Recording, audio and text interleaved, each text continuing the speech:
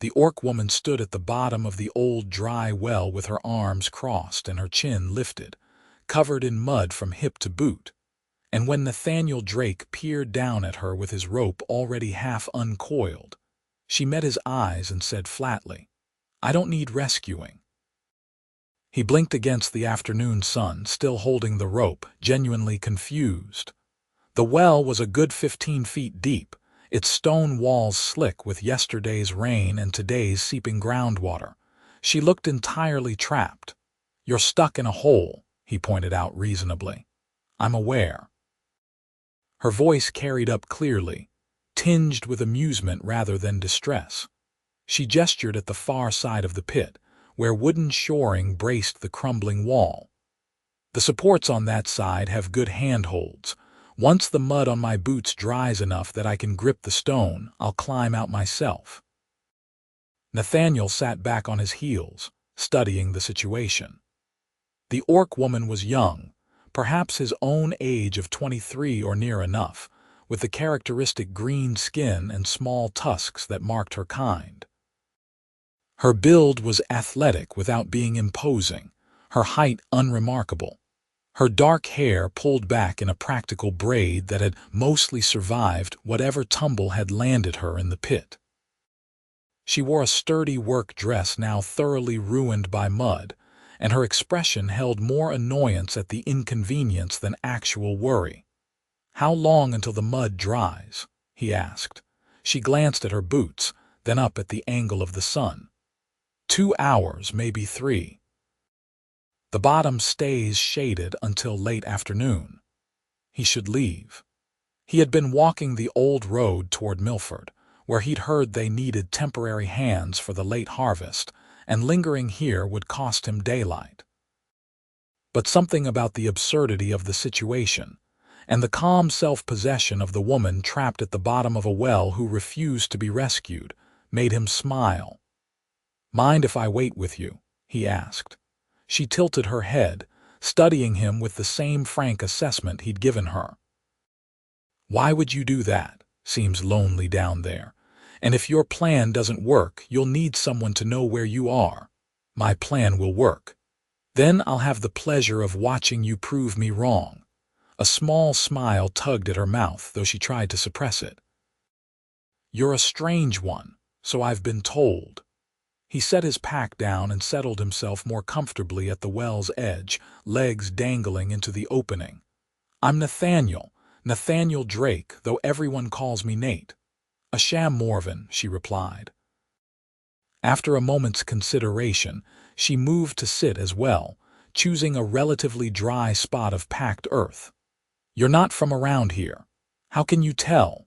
"Because everyone from around here knows about this pit and walks on the other side of the road." She gestured ruefully at her surroundings.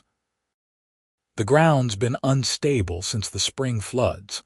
I was cutting across the field and didn't see the depression until it collapsed under me." "Were you hurt?" "Only my pride." She stretched her legs out, examining the mud caking her boots and the lower portion of her dress. "And my second best dress. This will take hours to clean." They fell into conversation easily after that, the strangeness of their positions somehow making normal social boundaries irrelevant. Asha told him she lived on a small farm half a mile from the well, where she raised goats and grew vegetables for the Milford market. Her parents had died 3 winters past in a sickness that swept through the region, leaving her the land but also their debts. Nathaniel, in turn, found himself talking more openly than he usually did. He told her about growing up in a river town 2 provinces east, the youngest of 4 brothers, always restless and never quite fitting the life his family had planned. He'd left home at 18 and spent the last 5 years drifting from place to place, taking seasonal work, never staying long enough to put down roots. "Why not?" Asha asked. She had shifted position, drawing her knees up and wrapping her arms around them, seemingly content despite her circumstances. He shrugged, though the gesture felt inadequate for the weight of the question. "Seemed easier, I suppose. No expectations that way. No one disappointed when I moved on. That sounds lonely. Sometimes, he admitted, but it's also free. The sun crept across the sky as they talked. Nathaniel learned that Asha had a gift for raising goats, that her herd had grown from 5 to 18 in 3 years, that she sang to them in the evenings and swore they produced better milk for it.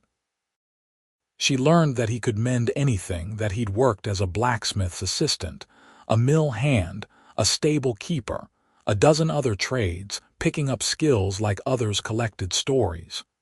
"You must be good at everything by now," she observed. "Good enough at most things. Not exceptional at any."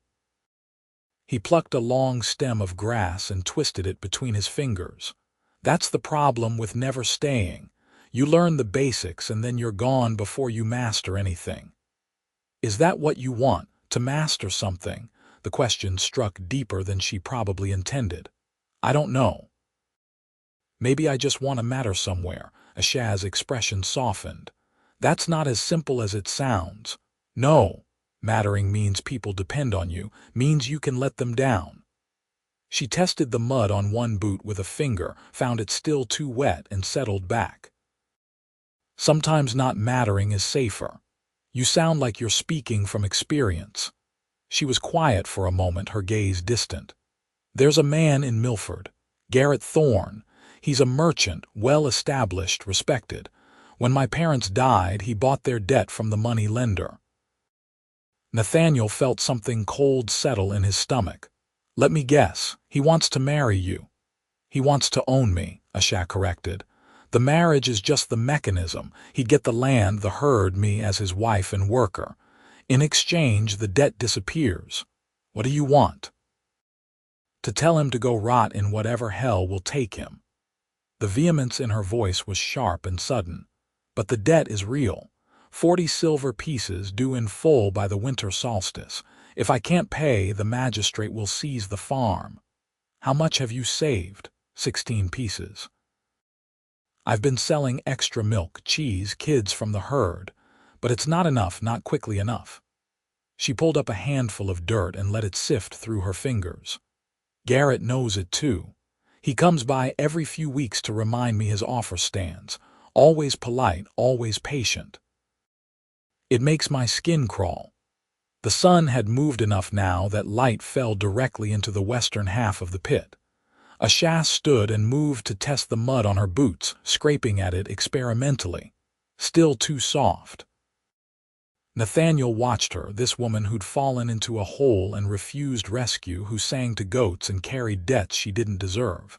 Something in his chest felt tight and warm simultaneously. "What if you had help?" he asked. She glanced up at him. "What kind of help?" "The harvest is starting. Every farm around here will need extra hands. If we both worked, saved every copper, we could raise the silver." She climbed to her feet, moving closer to stand beneath him, looking up with an expression caught between hope and suspicion. "You don't even know me. I know you're too stubborn to accept a rescue you don't need. I know you love your goats enough to sing to them. I know you'd rather fight than surrender to something that makes your skin crawl." He met her eyes steadily. "That's enough. You could work the harvest and keep your wages. Why give them to a stranger's debt?" "Because I'm tired of drifting. Because you need help and I'm offering. Because—" He stopped, not quite ready to voice the rest of it, the unfamiliar pull he felt toward her after only a few hours of conversation. Asha's eyes searched his face. "You really mean it?" "I do. People will talk. A human man living on an orc woman's farm, both of us unmarried. Let them talk. Garrett will make trouble. Then we'll deal with trouble." She tested her boots again, and this time the mud had dried enough to flake away in chunks.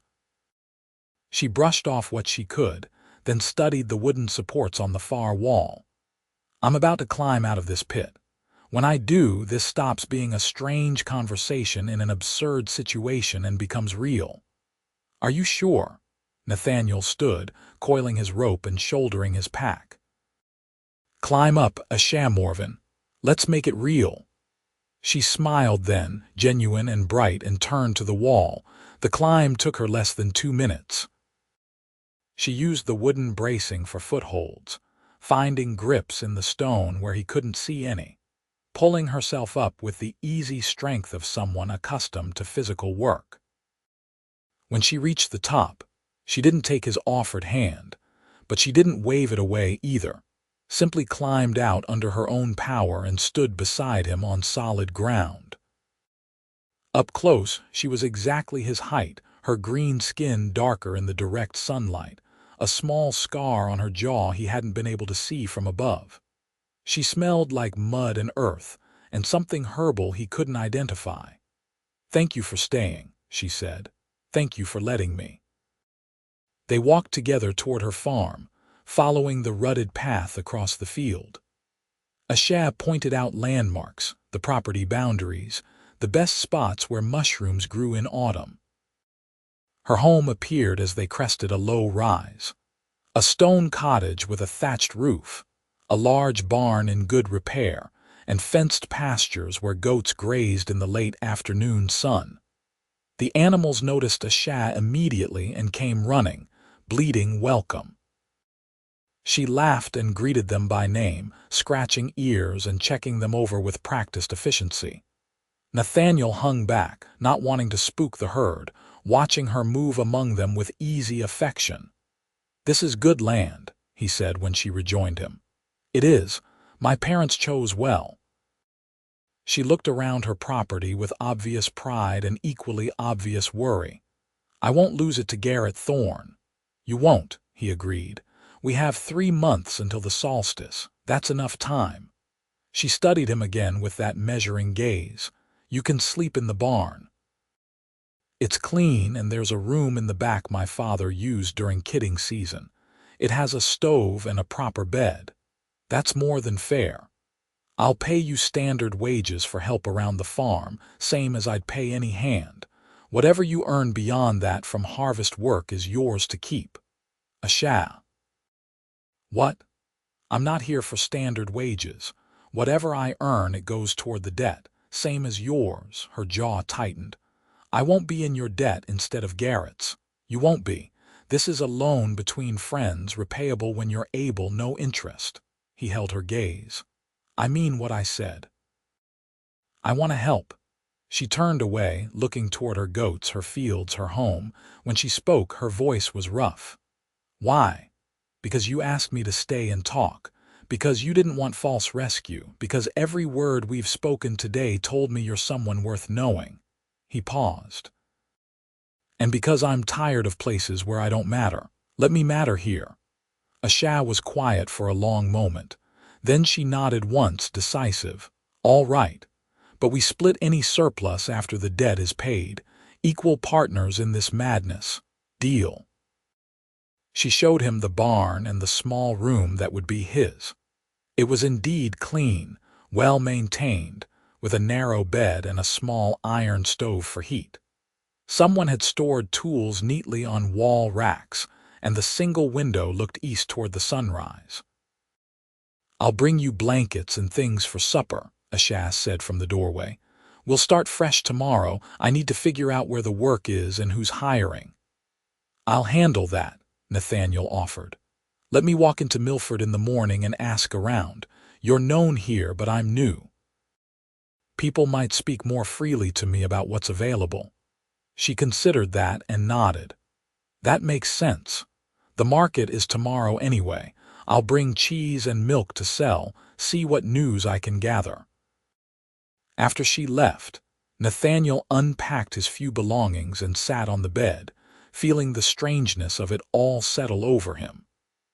This morning he'd been walking alone toward another temporary job in another forgettable town.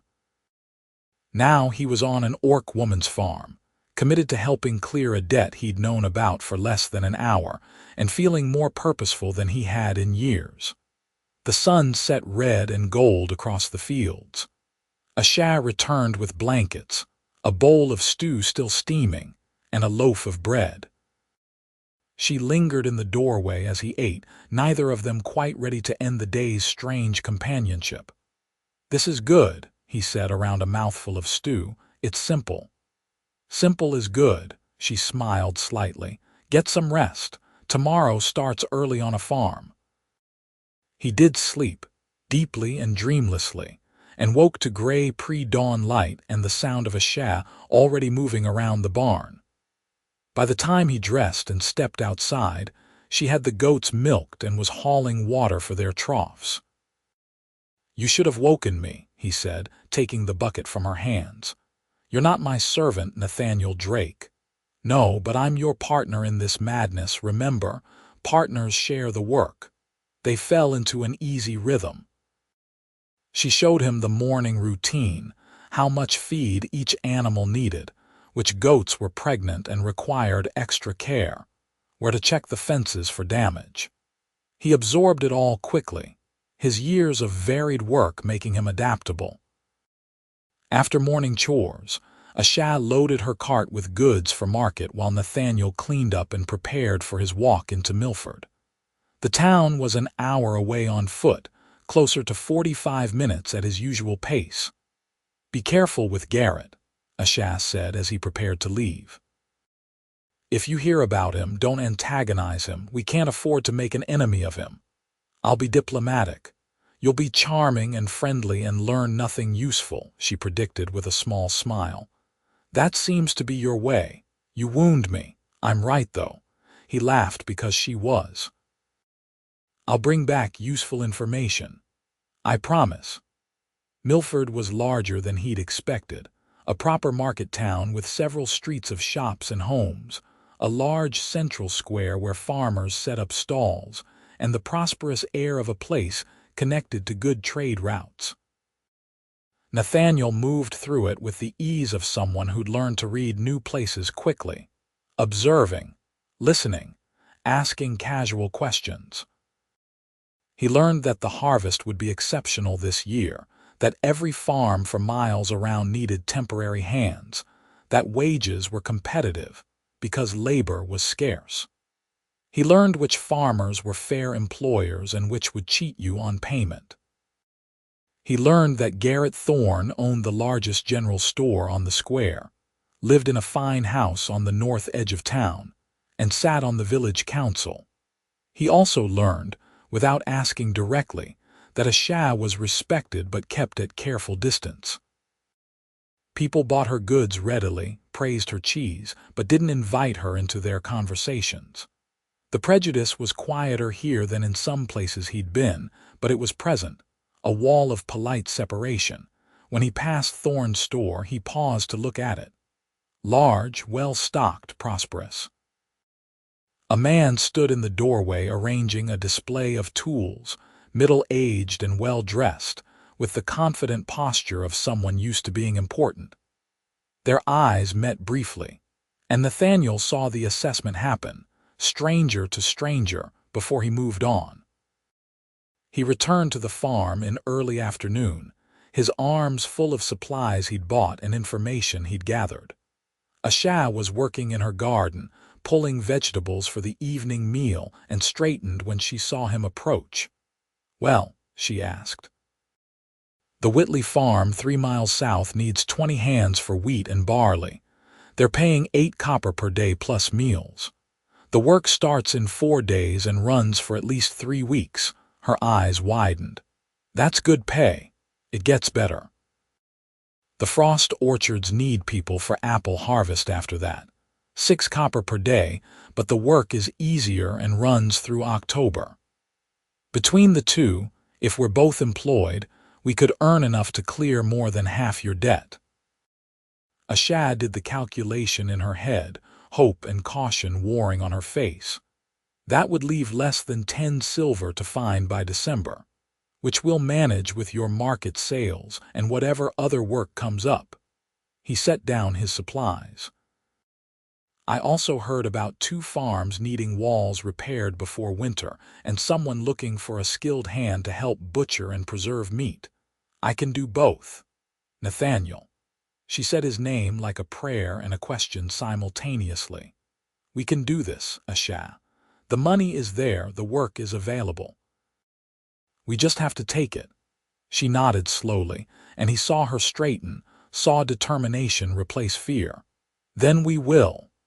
The next few days passed in a blur of preparation. Asha made arrangements for a neighbor's son to check on the goats while they were at the Whitley farm during the day. Nathaniel repaired tools, mended fences, and made himself useful in the dozens of small ways that farms always needed. They worked side by side from dawn until dark, and in the evenings they talked. He learned that she'd wanted to be a healer once, that she'd studied herbs with an old woman in Milford until her parents died, and the farm became her responsibility. She learned that he could play the tin whistle, that he'd learned from a traveling musician in exchange for mending the man's wagon. That music was one of the few things he'd stayed with long enough to get genuinely good at. "Play something," she asked one evening as they sat outside the cottage, tired from the day's work. He did, pulling the whistle from his pack and playing a melody that started soft and built to something bright and complicated. The goats quieted to listen. Asha closed her eyes and leaned back against the cottage wall, and in the last light of sunset she looked peaceful. When he finished, she opened her eyes and smiled. "That was beautiful, my one exceptional skill. I don't believe that's your only one." On the fourth morning they walked together to the Whitley farm, joining 24 other workers gathered for the harvest. The work was exactly as hard as Nathaniel had expected.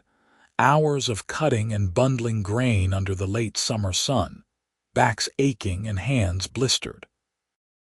But the Whitleys were fair employers, the food was good, and at the end of each day he and Asha walked home together, too tired for much conversation but comfortable in the shared exhaustion. The first week passed, then the second.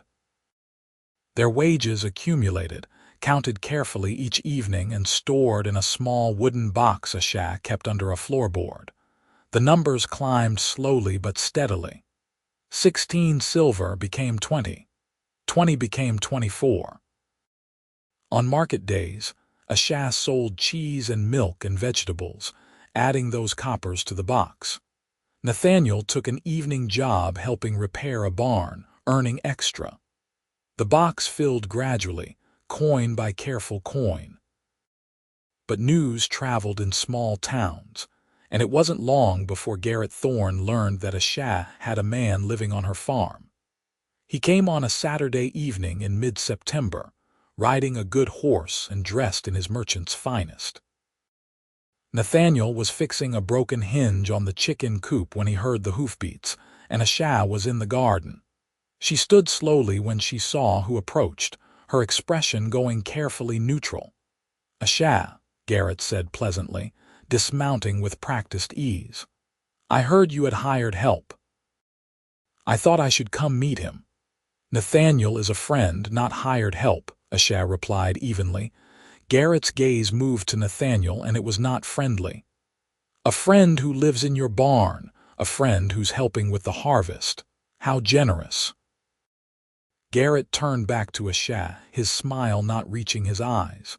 "You know, if you'd accepted my offer, you wouldn't need to work yourself to exhaustion or rely on strangers." "I don't rely on anyone," Asha said. "And Nathaniel is not a stranger." "No," Garrett's voice sharpened. "You've known him, what, a month? Less. And you're comfortable having him on your property, living in such proximity." Nathaniel set down his tools and walked over slowly, reading the situation. This was Garrett establishing territory, making sure they understood he was watching. "I'm Nathaniel Drake," he said, offering his hand. Garrett looked at the hand but didn't take it. "I know who you are. You're the drifter who's been asking questions in town. I've been looking for work. Is that a crime?" "That depends on your intentions." "My intentions are to help Asha bring in the harvest and earn an honest wage," Nathaniel said mildly. "Nothing more complicated than that. And when the harvest ends, when winter comes, will you drift away to the next town, leaving her alone again?" The barb struck because it was exactly what Nathaniel had always done, and they all knew it. But something in him hardened at the smugness in Garrett's voice. "My plans are my own business," he said, "as are Asha's." "Asha's business became my business when I bought her debt," Garrett countered. "I have a vested interest in ensuring my investment is protected."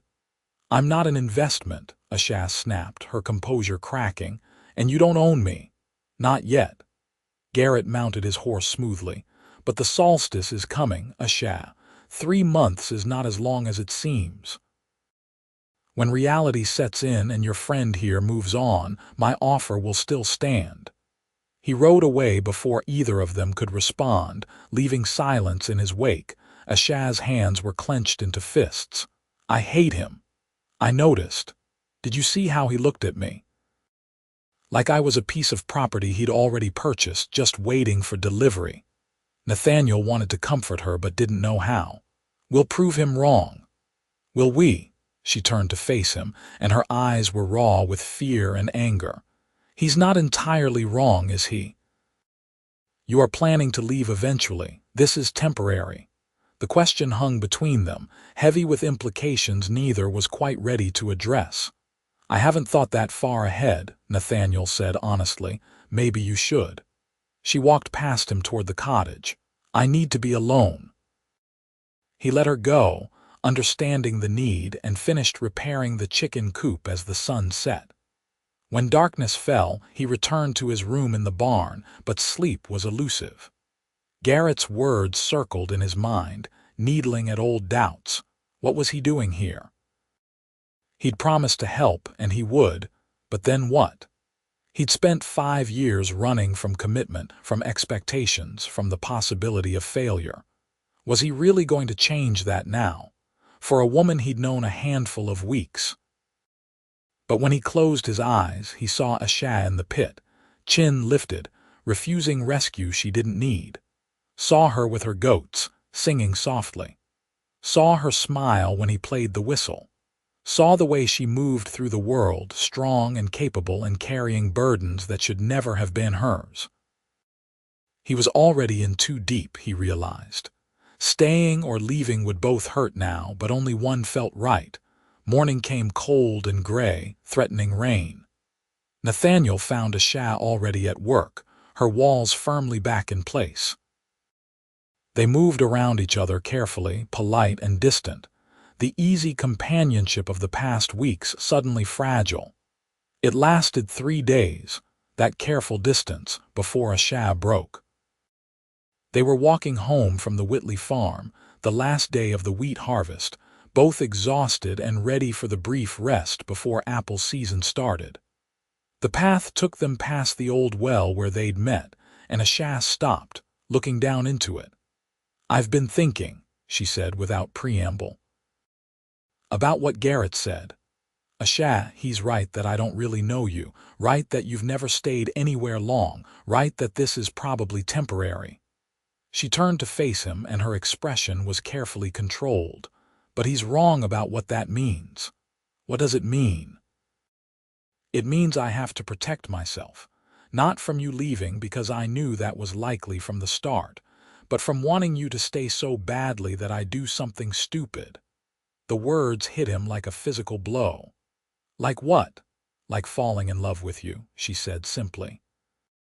"Which I'm dangerously close to doing, and which would be a disaster, because you're going to leave and I'm going to be here with a paid debt and an empty barn and a heart that hurts." Nathaniel stared at her, all his careful defenses suddenly useless. "You think I want to leave?" "I think you will leave whether you want to or not. It's what you do." "That's not fair." "It's not about fair," her voice cracked slightly. "It's about what's real. And the reality is that you're helping me, and I'm grateful, but I need to keep some distance between us, or I'm going to break when you go." He took a step toward her, then another, closing the space between them. "What if I don't go, Nathaniel? What if I stay?"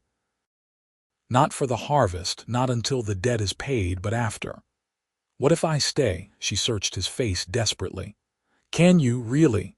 "I don't know," he admitted. I've never tried, but I want to.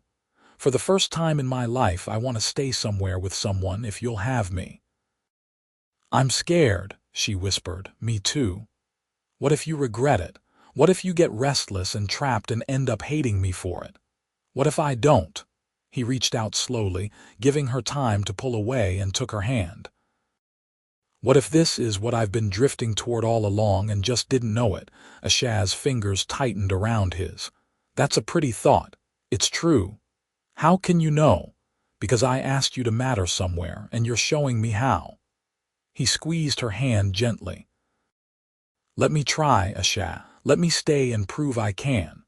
She looked at their joined hands, then up at his face, and he saw the moment she decided to take the risk. "All right, but I'm holding you to it. Please do." She smiled then, tentative and hopeful, and it felt like the sun breaking through clouds. They stood there by the well where everything had started, holding hands in the gathering dusk, and something fundamental shifted between them. The apple harvest began the following week. Easier work but longer hours, the whole crew racing to bring in the fruit before the first frost. Nathaniel and Asha worked side by side in the frost orchards, filling baskets and hauling them to wagons, breathing the sweet smell of ripe apples and autumn air. The other workers noticed the change between them, the way they moved in unconscious coordination, the small smiles they exchanged. The gossip started kindly enough, speculation and romantic sighs from the younger women, but it reached Milford by the end of the second week, and Garrett Thorne heard it. He came to the orchard directly, riding between the trees until he found where Asha worked. Nathaniel saw him coming and moved closer, ready to intervene. "Asha," Garrett called. "A word, please." She climbed down from her ladder, her jaw set. "I'm working, Garrett. This won't take long." He dismounted, and Nathaniel noticed for the first time how large the man was, tall and broad-shouldered, used to physical intimidation. "I've been hearing interesting rumors. I don't control what people say. No, but you control your actions." Garrett glanced at Nathaniel with open contempt. "You're making a fool of yourself, Asha. Taking up with a drifter, broadcasting it for the whole county to see. Do you have any idea what this does to your reputation? My reputation is my concern. Not when it affects the value of my investment." Garrett's voice hardened. "You owe me 40 silver pieces, and I will collect that debt by winter or claim the farm. If you've been wasting time on romance instead of working, we've been doing nothing but working," Nathaniel cut in. "Check with every farmer who's employed us. We've worked every available hour." Garrett turned his full attention to Nathaniel, and his expression was ugly. "You need to leave, boy. Pack up and move on to whatever town you'll disappoint next." "No. No." Garrett stepped closer, aggressive and threatening. "You think you can stake a claim on her? Build a life on land you don't own with a woman drowning in debt? I think I can help someone I care about and not be driven off by threats." "Nathaniel," Asha said quietly, warning in her voice. But Garrett had already dismissed him, turning back to Asha with forced pleasantness. "You have until the solstice. After that, the magistrate will foreclose and I will purchase the farm at auction, unless you agree to my offer first." "I'll have your money by then," Asha said. "Every copper. We'll see." He mounted again and rode off, leaving tension crackling in the air. The orchard supervisor had witnessed the exchange and approached carefully. "You all right, Asha?" "Fine." "That Thorne is a piece of work." The man shook his head. "Don't let him rattle you. You're good workers, both of you. Best I've had this season." The affirmation helped, but Garrett's visit cast a shadow over the following days. Asha grew quieter, more withdrawn, and Nathaniel could see her calculating numbers obsessively, checking and rechecking their progress toward 40 silver. By the end of October, when the apple harvest concluded, they had 31 silver pieces saved. 9 to go and 2 months to earn it. November came cold and gray. Nathaniel took the job repairing the walls he'd heard about, while Asha increased her cheese production, working late into the evenings to have more to sell. He helped when he could, learning the process, and they fell into a new rhythm, harder and more urgent than before. The butchering job came through in mid-November, a week of skilled work that paid well. Nathaniel threw himself into it, remembering techniques he'd learned years ago, earning praise from the farmer and additional work from neighbors who heard of his skill. The silver accumulated. 33. 35. 37. December arrived with the first snow, light flurries that dusted the fields and made the goats huddle together for warmth. They had 39 silver pieces and 3 weeks until the solstice. Asha sold a pregnant goat, one of her best, and earned the final silver piece plus coppers to spare. The day she brought it home and added it to the box, they both stared at the coins in silence. 40 silver, she said finally, her voice hollow. We did it. We did, Nathaniel agreed. So why do I feel sick? He understood.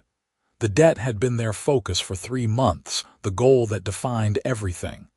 Now it was achieved and the question remained, what came next? Because now we have to face Garrett, he said, and tell him he doesn't get what he wanted. She nodded slowly.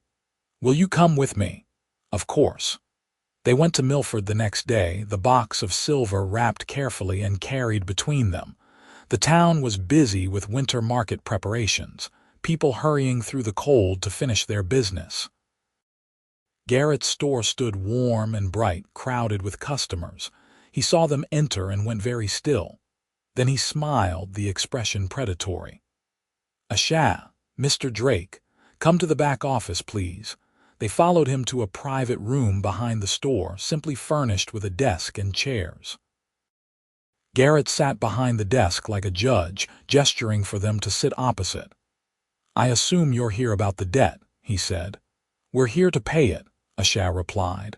She set the box on the desk and opened it, revealing the carefully counted silver. 40 pieces as agreed.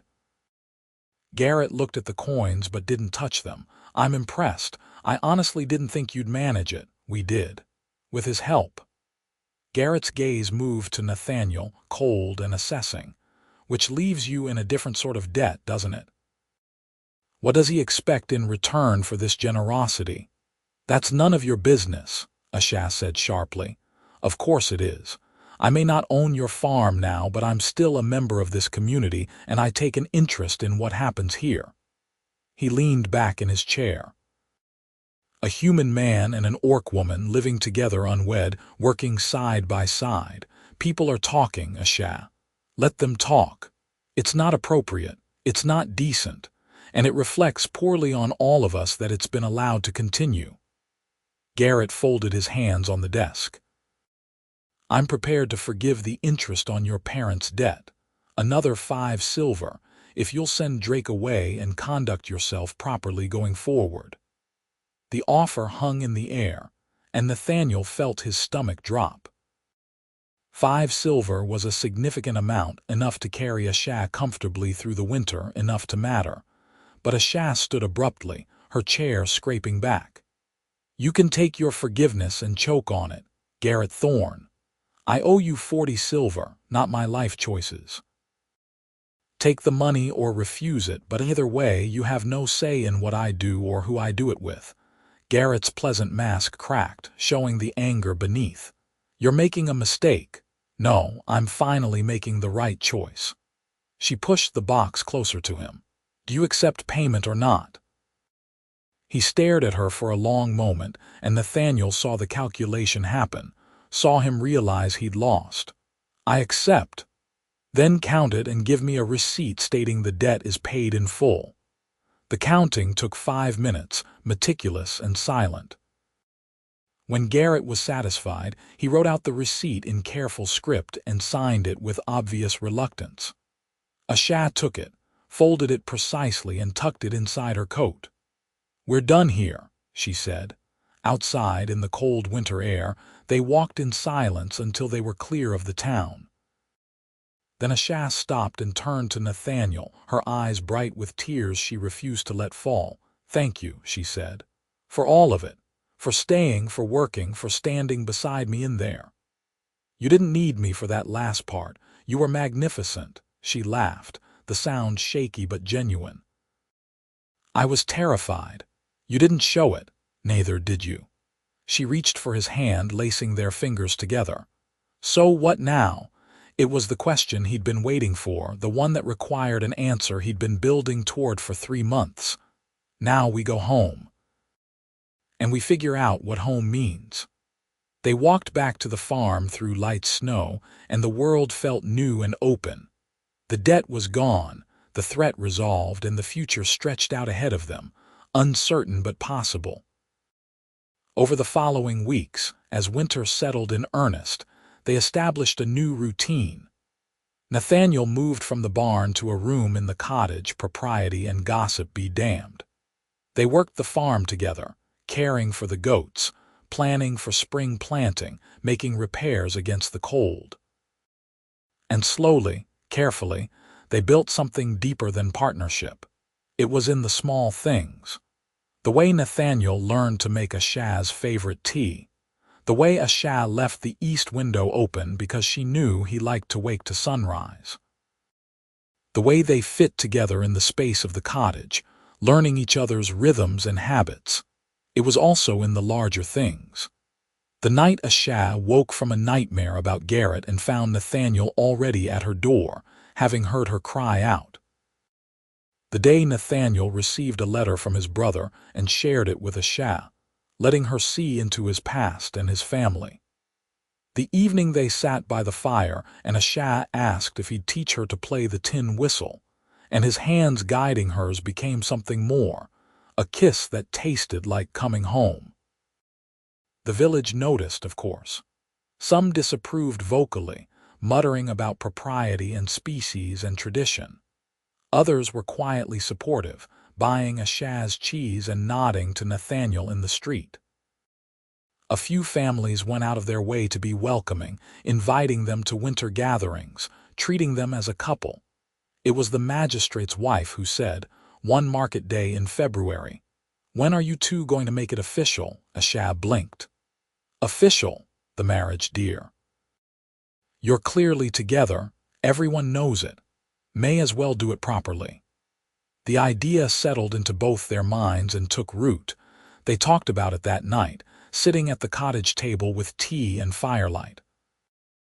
Marriage was a serious step, more permanent than either had really considered, but also felt inevitable in a way neither could articulate. "My mother's ring is in a box upstairs," Asha said quietly. "Small, silver, with a green stone. She made me promise I'd only give it to someone who deserved it." "Do I deserve it?" Nathaniel asked. "You stayed. You worked beside me, stood up for me, chose me over your own comfort and patterns. Yes, you deserve it." "Then ask me." She looked startled. "Ask you to marry you, ask me properly." A smile tugged at her mouth. "Nathaniel Drake, will you marry me?" "Yes," he said simply. "Absolutely yes." They were married in early March as the first signs of spring touched the edges of winter. The ceremony was small, held in the village square with the magistrate officiating and perhaps 20 people attending. Some came out of genuine support, others out of curiosity, but they came. Asha wore a simple green dress that matched her skin and made her look radiant. Nathaniel wore his best clothes and couldn't stop smiling. When they exchanged vows, his voice steady and hers strong, it felt like something fundamental clicking into place. The celebration afterward was modest but warm, held in the village hall with food and music. Nathaniel played his tin whistle, a new melody he'd composed for the occasion, and Asha danced with several of the village women who'd become tentative friends. Garrett Thorne did not attend, but his absence was a relief rather than an insult. Near evening, as people began to leave, the magistrate's wife approached them with a smile. "You've given people something to think about," she said. "That's a good thing, even when some of them don't like it. "Thank you for welcoming us," Asha replied. "Thank you for staying and proving them wrong." She patted Nathaniel's arm. "You're one of us now, whether you planned it or not." Walking home that night, married and tired and happy, they paused at the old well. Someone had finally filled it in properly, the dangerous pit made safe, and only a slight depression marked where it had been. "We should have invited them to fill this in months ago," Asha observed. "But then we never would have met." "True." She leaned against him and he wrapped an arm around her shoulders. "No regrets about marrying you, not a single one. About staying, about giving up your freedom to drift." He considered the question seriously because she deserved honesty. "I miss the simplicity sometimes. Not having responsibilities, not worrying about more than myself. But I don't miss the loneliness. I don't miss not mattering." He turned to face her fully. "You asked me once why I wanted to help. The truth is, I needed help too. I just didn't know it until I found you in that pit." She kissed him then, soft and certain, and they stood in the spring twilight making promises without words. The years that followed were not without challenges. Farming was never easy, and prejudice didn't disappear simply because two people chose to ignore it. But they built a life together, steady and real, marked by shared work and small joys. The goat herd grew. Nathaniel's reputation as a skilled handyman spread, and he was called to work on farms throughout the region. Asha's cheese became locally famous, sought after in markets as far as 3 towns away. They saved money, made improvements to the farm, and carved out a place of their own. In the 3rd year of their marriage, Asha discovered she was pregnant. The news came with joy and terror in equal measure. Uncertainty about what a human and orc child would face in a world not always kind to either. Their daughter was born in late autumn, small and perfect, with her mother's green-tinged skin and her father's eyes. They named her Joanna, after no one in particular, simply because the name felt right. Joanna's arrival shifted something in the village too. It was one thing to disapprove of an unusual marriage in the abstract, another to be unkind to a baby. The same women who'd whispered about propriety cooed over the infant and brought gifts. The men who'd been skeptical of Nathaniel found themselves congratulating him. Slowly, grudgingly, the community made space for this family that didn't fit the usual patterns. By the time Joanna was 2, toddling after the goats and babbling in a mix of words and sounds, Asha was pregnant again. Their second daughter, Kara, arrived smaller and fiercer than her sister, with more of her father's coloring but her mother's stubborn spirit. The cottage expanded, rooms added to accommodate the growing family. The farm expanded too, more land purchased from a neighbor looking to retire, more animals, more work. But it was work they chose, built with their own hands and choices. One evening, when Joanna was 5 and Kara 3, Nathaniel found Asha standing in the doorway of the cottage, looking out over their property in the golden hour before sunset. He joined her, settling an arm around her waist. "What are you thinking?" he asked. "That I'm happy," she said simply. "Is that strange?" "Why would that be strange?" "Because 6 years ago I was alone, terrified, drowning in debt and seeing no way out. And now I have all this." She gestured at the farm, the children playing in the yard, the life they'd built. "It feels impossible." "It was possible because you didn't give up, because you climbed out of that pit yourself." "I had help," she reminded him. "You had a partner. There's a difference." She turned to face him, her expression soft with affection. "Do you ever wonder what would have happened if you'd walked a different road that day? If you'd never found me?" "All the time," he admitted. "And every time I'm grateful I walked the road I did. Even with all the hard parts, the work, the gossip, the struggle. Especially because of those parts. They're what make it real." He pulled her closer. I spent years drifting because I was afraid to fail at something that mattered. You taught me that the failure isn't in struggling, it's in not trying. Joanna ran up to them then, breathless and laughing, with Kara trailing behind. "Papa, Mama, we found a bird's nest. Come see." They let themselves be dragged to the discovery, admiring the small nest tucked into a fence post, listening to their daughter's excited chatter. These were the moments that comprised a life, Nathaniel thought. Small and ordinary and absolutely precious. As spring arrived again, bringing the 6th anniversary of their first meeting, Nathaniel suggested they take a day away from work, just the two of them.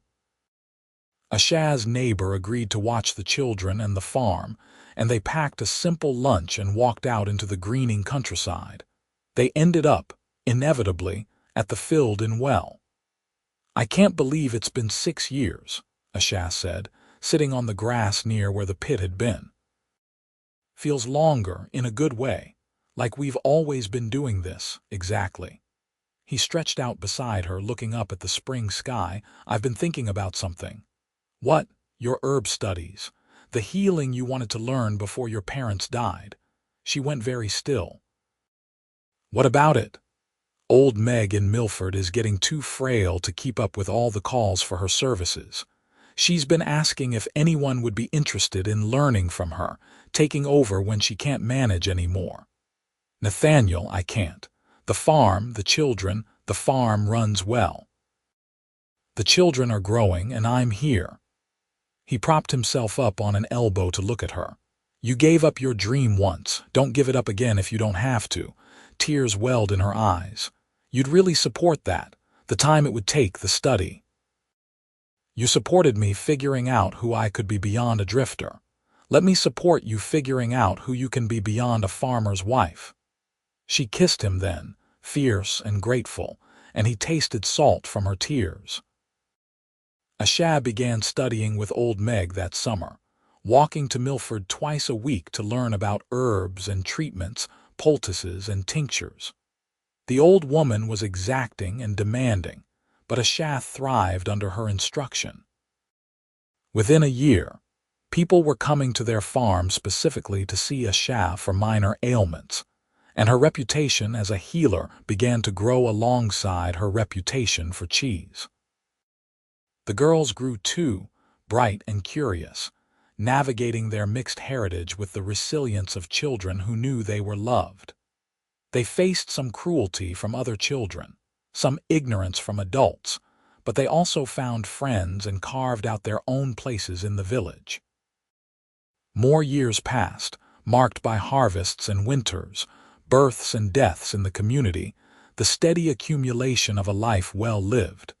Nathaniel's hair began to show gray at the temples. Asha's hands developed the calluses of years of work. Their children grew tall and capable.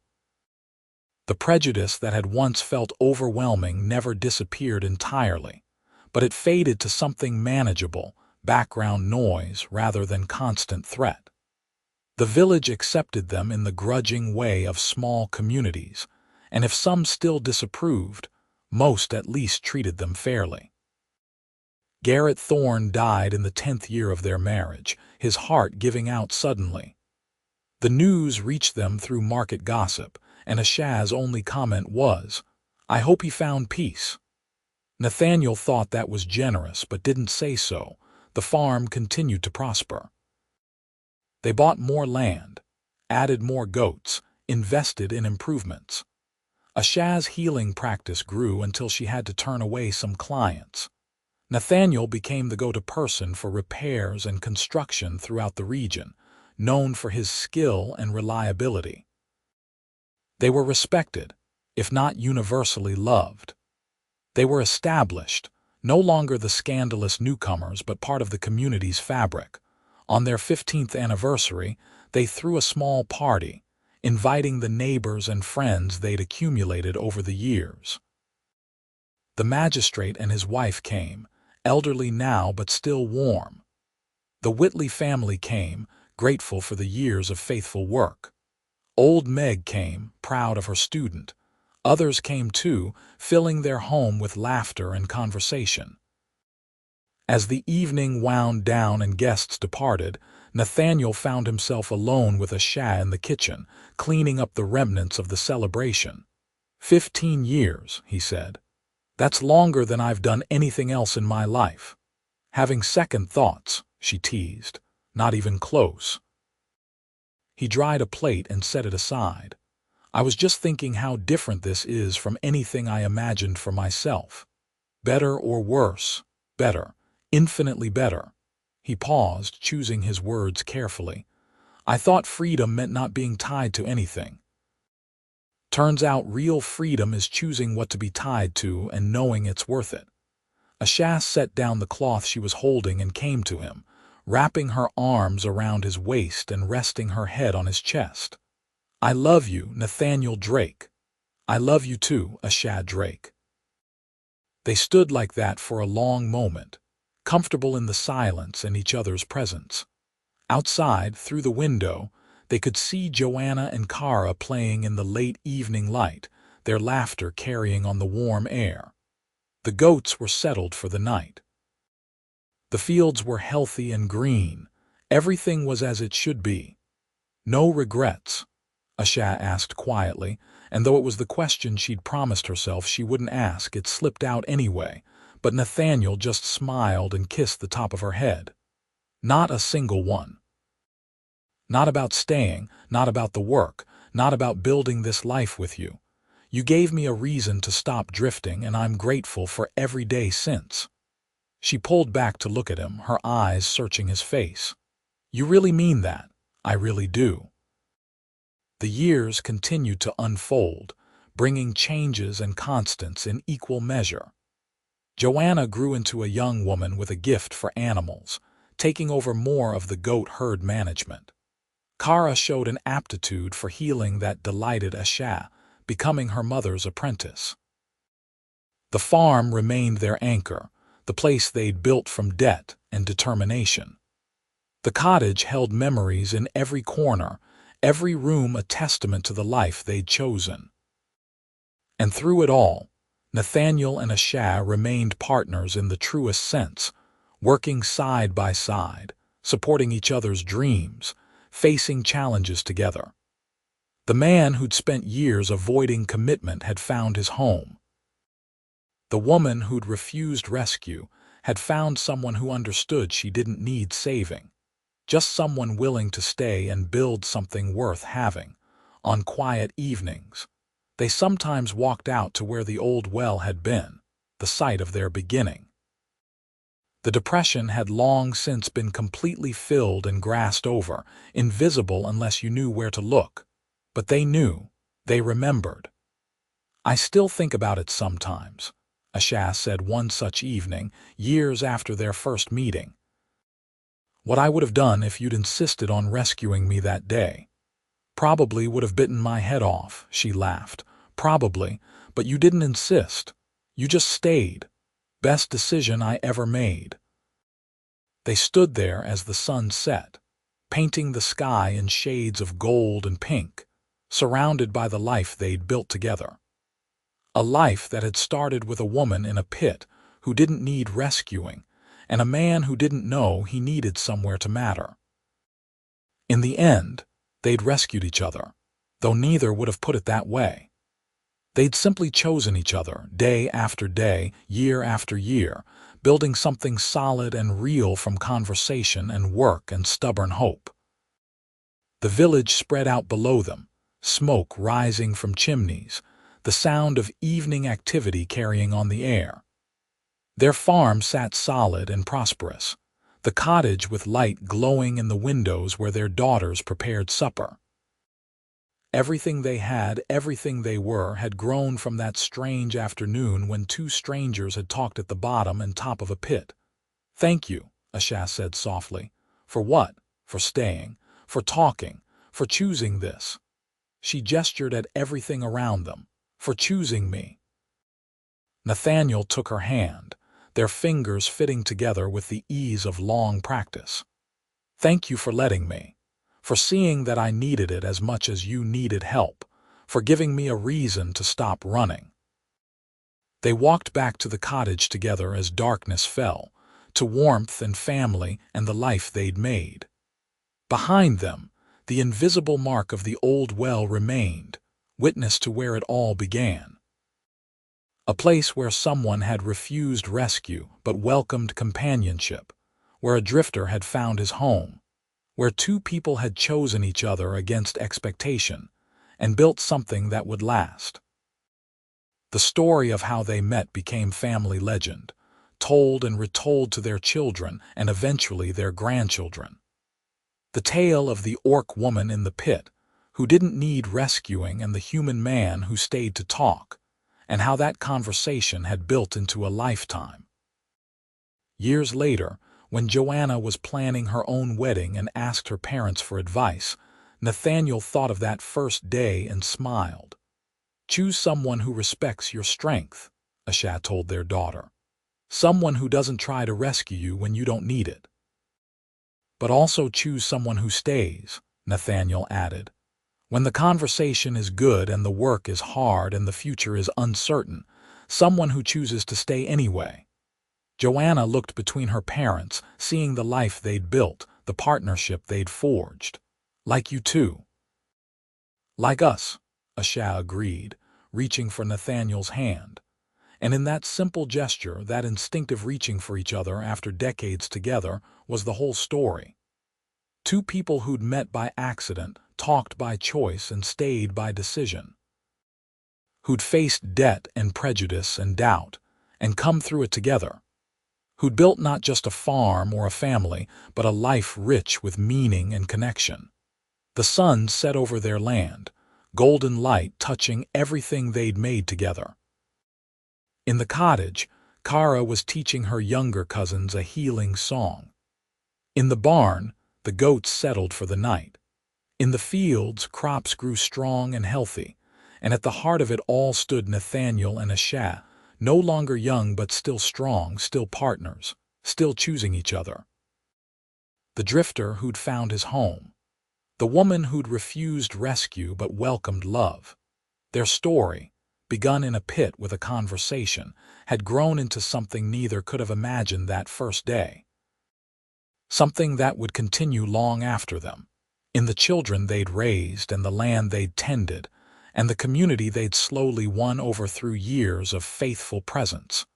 The old well was gone, filled in and forgotten by most.